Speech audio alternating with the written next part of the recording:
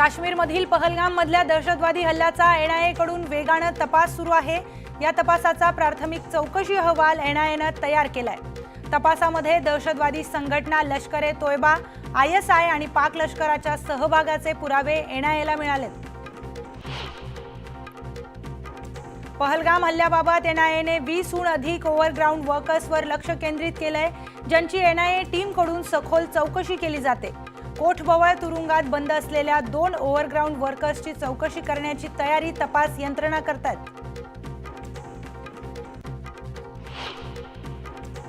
पाकिस्तानकडून नियंत्रण रेषेवर पुन्हा शस्त्रसंधीचं उल्लंघन करण्यात आलंय। कुपवाडा, बारामुल्ला, पूंछ, नौशेरा आणि अखनूरमध्ये पाककडून गोळीबार करण्यात आला। पाकिस्तानच्या गोळीबाराला भारतीय लष्कराकडून चोख प्रत्युत्तर देण्यात आलं। सध्या परिस्थिती नियंत्रणात असून सीमा भागात सतर्कता वाढवण्यात आली आहे। पहलगाममधील हल्ल्याचा संबंध हा जम्मूमध्ये झालेल्या 2023च्या दहशतवादी हल्ल्यासोबत असल्याची जोरदार चर्चा सुरू झाली आहे। या प्रकरणी आता मोठा खुलासा समोर आलाय। दोन्हीही घटनांमध्ये लष्कर-ए-तोयबा या पाकिस्तानी दहशतवादी संघटनेचा सहभागाचा संशय व्यक्त करण्यात येतोय। अटारी वाघा सीमा गुरुवारी पूर्णतः बंद राहिली आणि त्याचा सर्वाधिक फटका पाकिस्तानातील नागरिकांनाच बसलाय। सायंकाळी उशिरापर्यंत 70 पाकिस्तानी नागरिक अटारी सीमेवर उभे राहून आपल्या देशाकडून दरवाजे उघडण्याची वाट पाहत होते। मात्र पाकिस्तानने स्वतःच्या नागरिकांसाठीही गेट उघडण्यास नकार दिला। पहलगाम दहशतवादी हल्ल्यानंतर भारत पाकिस्तान विरोधात मोठी कारवाई करण्याची शक्यता वर्तवली जाते आहे। यावर आता अमेरिकेचे उपराष्ट्राध्यक्ष JD व्हान्स यांनी भारत संयमाने उत्तर देईल अशी अपेक्षा व्यक्त केली आहे।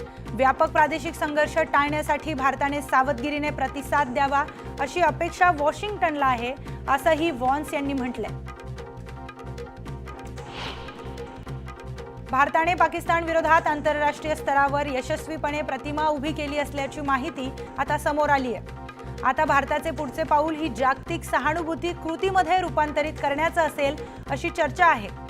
भारत संयुक्त राष्ट्र सुरक्षा परिषदेमधील सर्व अस्थायी सदस्य देशांशी सतत संपर्कात असून हे प्रकरण युरोपीय अफेअर्स काउन्सिलमध्येही मांडण्यात येणार आहे।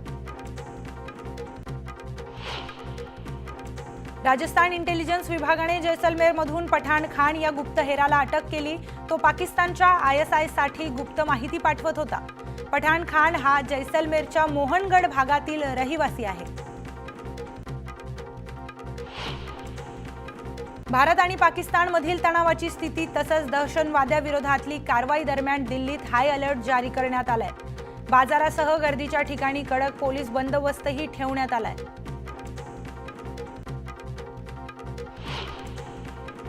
सीमेवरील गोळीबार थांबवा अन्यथा गंभीर परिणाम भोगावे लागतील असा थेट इशारा भारताने पाकिस्तानला दिल्यानंतर सीमेवरील परिस्थिती आणखी चिघळली आहे। युद्धाची ठिणगी पडू नये म्हणून आता अमेरिकेने मध्यस्थी केली। दरम्यान संपर्क वाढवा, संघर्ष थांबवा असा निरोपच दोन्ही देशांच्या प्रमुखांना दिलाय। भारतीय हवाई दलाने पूर्वी राफेल आणि सुखोई विमानांसह आक्रमण नावाने सराव करून पाकिस्तानची झोप उडाली होती। भारताच्या या कृतींमुळे भारत आपल्यावर केव्हाही हल्ला करू शकतो अशी भीती पाकिस्तानला वाटतेय। त्यामुळे या भीतीपोटी पाकिस्तानने POK मधील 1000हून अधिक मदरसे बंद केलेत।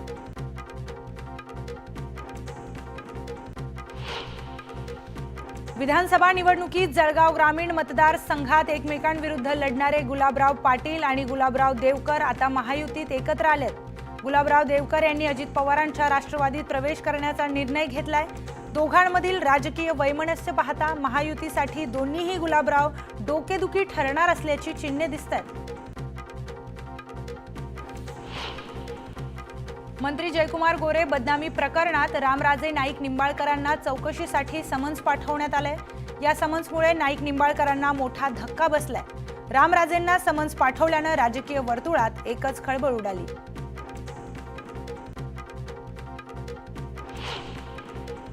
छत्रपती संभाजीनगरमध्ये शेतकऱ्यांचे पैसे खाणारा आणि शेतकऱ्यांचे पैसे लाटणारा मंत्री असे बॅनर लागलेत।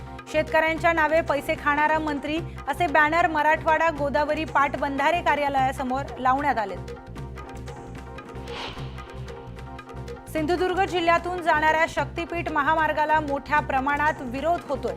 मात्र दीपक केसरकरांनी शक्तीपीठ महामार्गाला माझा पाठिंबा असल्याचं वक्तव्य केलं. धाराशिवमधील विकास कामांच्या स्थगितीचा विषय राज्य शासनाचा आहे, माझा नाही, असं उत्तर भाजप आमदार राणा पाटील यांनी प्रताप सरनाईकांना दिलं. कामांना शेवटच्या 3 महिन्यातच मंजुरी कशी दिली याची चौकशी करा, अशी मागणी राणा पाटील यांनी केली. परिवहन मंत्री प्रताप सरनाईकांनी धाराशिवमध्ये एक सूचक वक्तव्य केलं. काही जुने मंत्री शहरातील कचऱ्याचा प्रश्न घेऊन उपोषणाला बसले होते. ते जुने मित्र होते आणि भविष्यात नवीन मित्र होतील, असं प्रताप सरनाईकांनी उबाठा खासदार ओमराजे निंबाळकर आणि कैलास पाटील यांच्या समोर केलं. त्यामुळे शिंदे शिवसेनेचे नवीन होणारे मित्र कोण, कोणाचा प्रवेश होणार याच्या चर्चेच्या वावड्या उठायला पुन्हा एकदा सुरुवात झाली आहे. राजधानी दिल्लीत झालेल्या अवकाळी पावसामुळे शहरातील अनेक भागात पाणी साचलंय. रस्ते तुंबले असून वाहतुकीवर मोठा परिणाम झालाय. पुढील 4ही दिवस मेघगर्जना, वादळी वाऱ्यासह राज्यभरात तुरळक ठिकाणी हलक्या पावसाची शक्यता आहे. पूर्व विदर्भातील बहुतांश ठिकाणी जोरदार पावसाची शक्यता आहे. चंद्रपूर, गोंदिया, गडचिरोली या जिल्ह्यात पावसाचा जोर जास्त राहण्याचा अंदाज आहे. मे महिन्यात भारतातील बहुतेक भागात तापमान सामान्यपेक्षा जास्त राहण्याची अपेक्षा आहे. राजस्थान, हरियाणा, पंजाब, मध्य प्रदेश, उत्तर प्रदेश, बिहार, झारखंड आणि पश्चिम बंगालमध्ये उष्णतेच्या लाटेच्या दिवसांची संख्या 4 दिवस जास्त असण्याची शक्यता आहे. तर दुसरीकडे राजस्थानमधील बाडमेरमध्ये उष्णतेने एप्रिल महिन्याचा 11 वर्षाचा विक्रम मोडला. तापमान 46.8 अंश सेल्सिअस नोंदवलं गेलंय. मुंबई वगळता राज्यभरातील जिल्ह्यात कमाल तापमानाचा पारा चढला असून गुरुवारी मुंबईचं तापमान 34 अंश नोंदवण्यात आलं. गेल्या महिन्याच्या तुलनेत कमाल तापमानाची नोंद कमी झाली असली तरी आर्द्रता 60 ते 80% आसपास नोंदवण्यात आली आहे. त्यामुळे भर उन्हात मुंबईकर घामाघूम होत आहेत.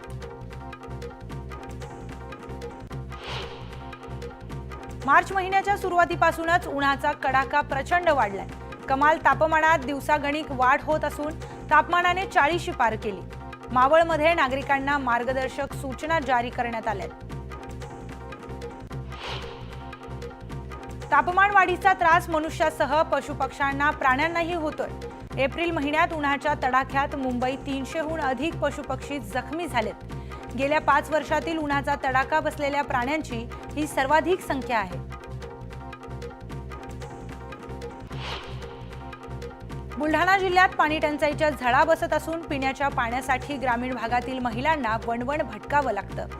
तब्बल 31 गावात टँकरने पाणी पुरवठा सुरू करण्यात आलाय, पण अजूनही अनेक गावात पाणी पोहोचलेलं नसल्यानं पाण्यासाठी नागरिकांना पायपीट करावी लागते. वर्ध्याच्या वायगावमधील प्राथमिक आरोग्य केंद्रात पाण्याचा दुष्काळ पडलाय.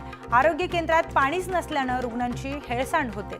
रुग्ण आणि कर्मचाऱ्यांना घरातूनच पाणी आणावं लागतंय. संगमनेर तालुक्यात ट्रॅफिक जाम झालाय. पुणे नाशिक महामार्ग ठप्प झालाय. महामार्ग विस्तारीकरणाचा नागरिकांना फटका बसलाय.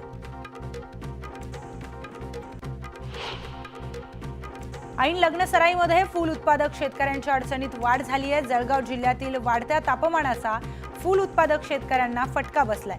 पाण्याअभावी झाडांना पाणी कमी मिळत असल्यानं फुलांच्या प्रक्रियेवर परिणाम झालाय. तब्बल 25 वर्ष कालावधी उलटून देखील मनमाड शहरातील एकमेव असलेल्या मुख्य सावित्रीबाई फुले भाजीपाला मार्केटच्या इमारतीचं काम अर्धवट अवस्थेत आहे. मार्केटचं काम लवकर सुरू करावं, अन्यथा आंदोलन करू, असा इशारा भाजीपाला मार्केट संघटनेनं दिलाय. जळगावच्या कासोदामध्ये वक्फ बचाव समितीने जनजागृती दौरा केला. हम वक्फ बचाने निकले हैं, आओ हमारे साथ चलो, अशा घोषणा यावेळी देण्यात आल्या. वाशिम जिल्ह्यातील शासकीय रुग्णवाहिकांवरील 102 कंत्राटी चालकांचे मागील 5 महिन्यापासूनचे वेतन थकीत आहे.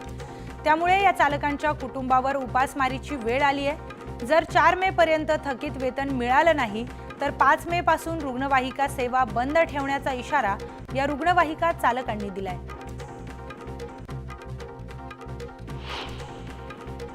सांगलीतल्या मिरज इथे अवैध हाडांची वाहतूक करणारं वाहन शिवप्रतिष्ठान गोरक्षक समितीच्या कार्यकर्त्यांनी पकडलं।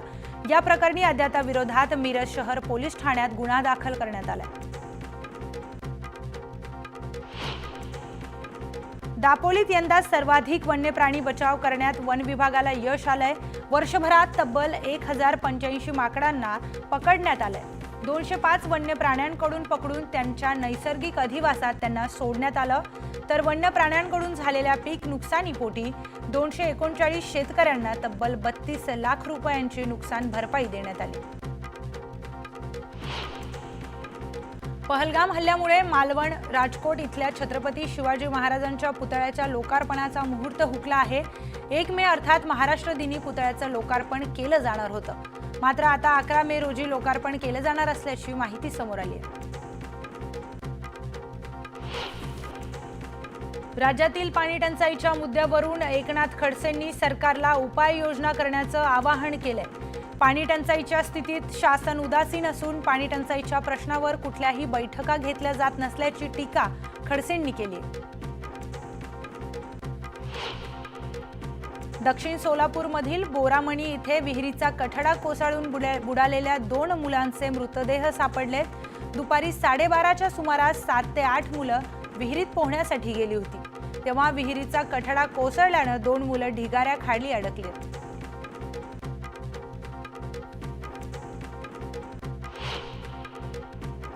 याचबरोबर एक छोटासा ब्रेक, लगेच परत येतोय, पाहत रहा।